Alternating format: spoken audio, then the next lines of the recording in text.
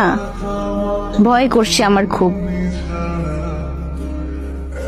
Doctor না দেখিয়ে কিভাবে তুই শিওর হইলি তুই যে প্রেগনেন্ট? রাত থেকে বমি হচ্ছে, তার উপর পেটেও ব্যথা করছে। আর তুই এখনো ডাক্তার ডাকুনি? আরে ব্যাপারটা বোঝার চেষ্টা কর। ডাক্তার যদি বাসার সবার সামনে বলে যে আমি প্রেগনেন্ট, তাহলে আমার বাবা মা কাউকে মুখ দেখাতে পারবে না। কি একটা অবস্থা! আমি এখন কি করব দোস্ত? আমায় আগে এইটা বল, তোর বাচ্চার বাবাকে?